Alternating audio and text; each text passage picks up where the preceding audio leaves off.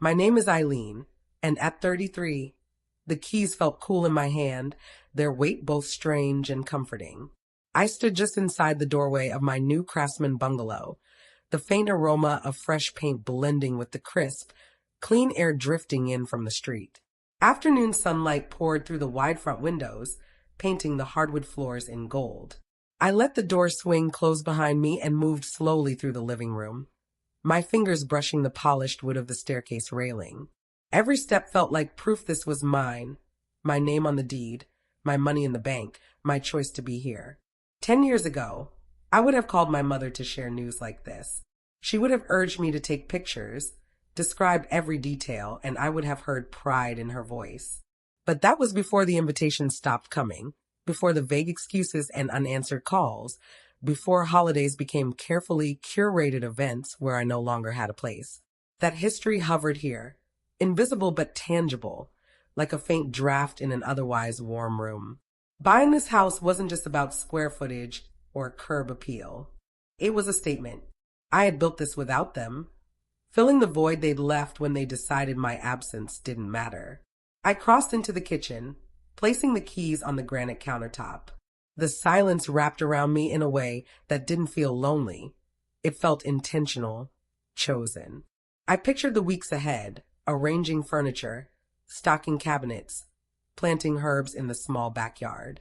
This was a beginning I had carved for myself, with no need for permission or approval. What I hadn't anticipated, what I couldn't have fully prepared for, was how fast they would find a way to intrude. There was a time when I orchestrated our family gatherings, Thanksgiving menus, Christmas decorations, even the silly 4th of July games. I wove everyone's preferences into a seamless whole. I called weeks in advance, made lists, ensured everyone's favorite dish was on the table. Back then, it felt like we were a unit. The shift was gradual, almost imperceptible at first. One Thanksgiving, Lenora said they'd keep it simple, just a few people.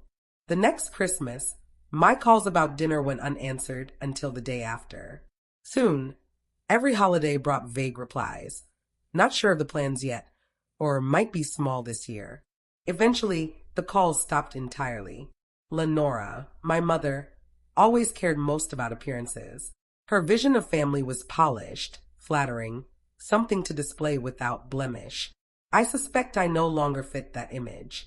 My father, Gerald, avoided conflict so completely he acted as if my absence was mere coincidence. Darren, my older brother, turned every minor success into a competition he had to win.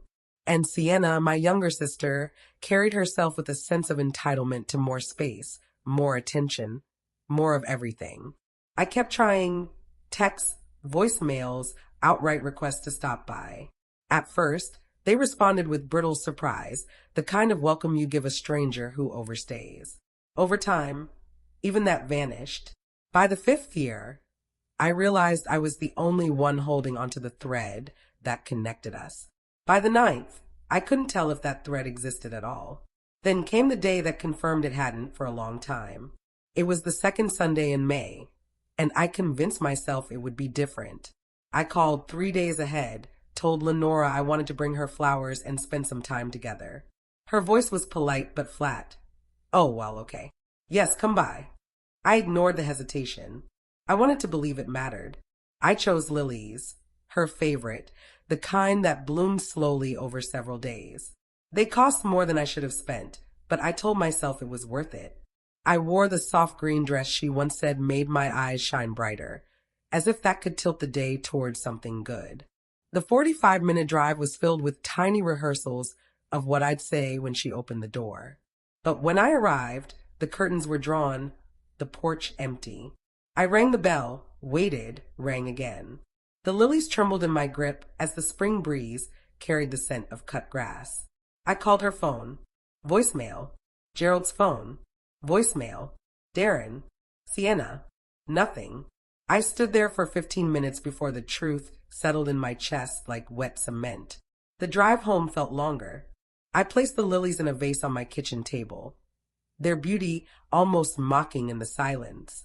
I told myself an emergency must have come up, a sudden change of plans. That night, I scrolled through my phone, desperate for proof of anything but rejection. It didn't take long. There they were, Lenora, Gerald, Darren, and Sienna, dressed in pastel spring outfits at a glossy downtown restaurant. The caption read, "Mother's Day brunch with the best family ever." A corsage of roses on Lenora's wrist, definitely not mine. I stared at the screen until my eyes blurred. Amid the flood of heart emojis and compliments, Aunt Celine had commented, "Not everyone at the table I see." Just vague enough to seem casual, but sharp enough that I knew she understood. I didn't respond. I locked my phone, turned off the light, and sat in the dark, listening to the hum of the refrigerator, wondering when exactly my seat at the table had been permanently cleared. It wasn't the last time they left me out, but it was the day I stopped pretending I didn't notice. By the next December, I trained myself to expect nothing, no calls, no texts, no vague invitations that never came. Yet habits die hard. One night, after a long day at work, I found myself scrolling through social media before bed. Sienna's post stopped me cold. A perfect Christmas tableau. Lenora and Gerald by the fireplace, Darren's kids in matching plaid pajamas. Sienna stood front and center, holding a delicate gold bracelet up to the camera. The caption read, "Best Christmas ever with the fam. So grateful for these people." I stared at the words until my screen went dark, untouched by any holiday invitation. Yet, somehow, I'd still been clinging to a fragile hope that this year might be different. I wasn't angry. Anger had burned out years ago. What lingered now was quieter, heavier, clearer. I closed the app and opened my contacts. My thumb hovered for a beat before tapping Allison Greer's name. We hadn't talked in months, but I could hear her smile even before she said hello. "Allison, remember how you told me to call when I was ready to buy a house?" There was a pause, surprise, then warmth. "You're ready?" she asked. "I'm beyond ready." We went over numbers, neighborhoods, timelines. All those skipped trips, the absent joint gifts, the years of avoiding shared expenses, they'd quietly added up, funding my freedom without me even realizing it. When we hung up, I sank back into my couch. The silence around me felt different this time. Not emptiness, not the ache of being left out, but the stillness of standing at the start of something entirely my own. The next morning, I woke with a mental to-do list and a steadiness in my chest I hadn't felt in years. No more waiting for an invitation.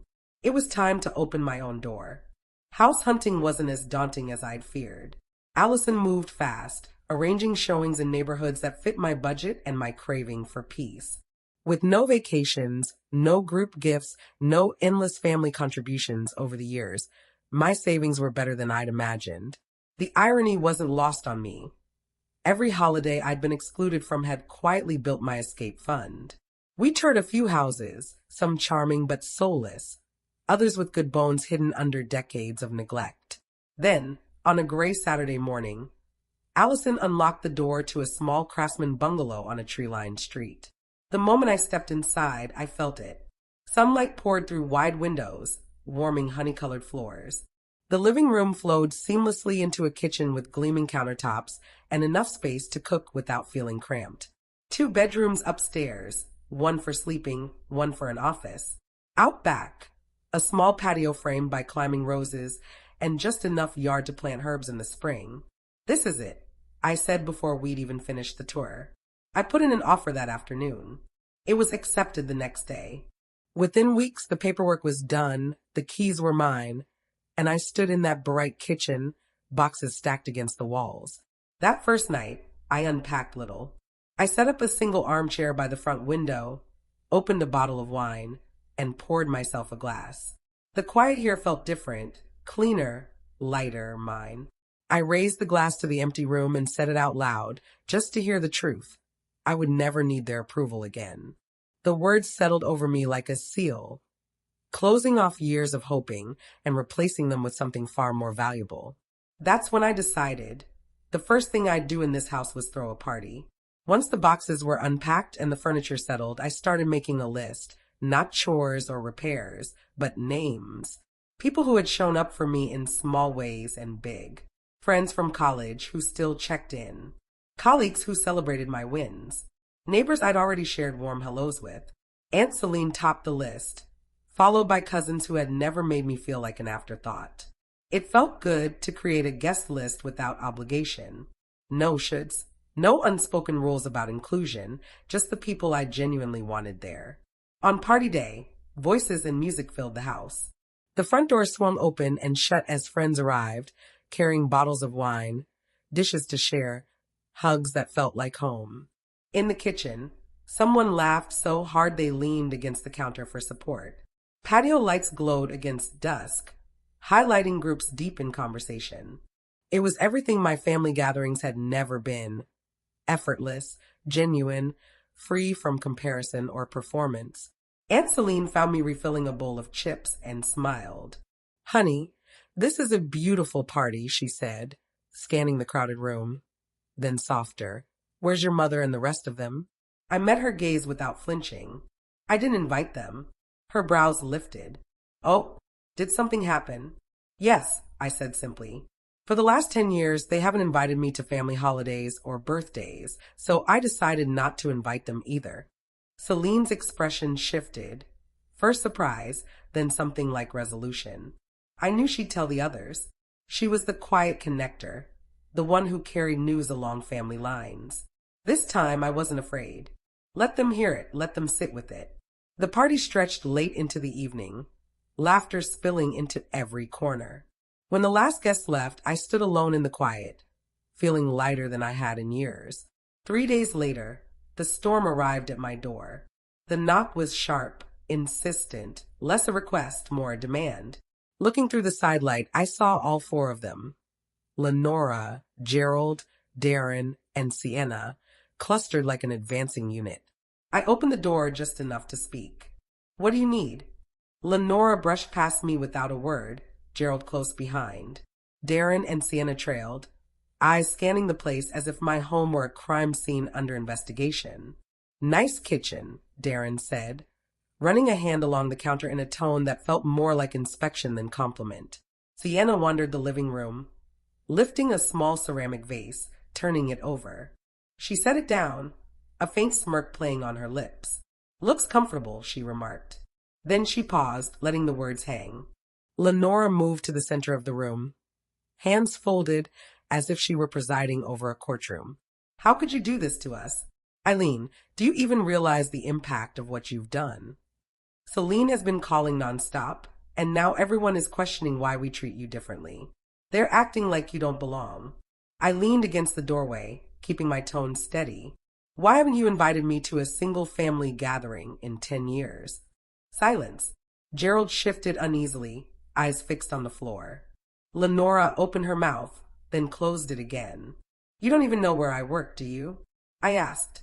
More silence. They exchanged glances, but no one spoke.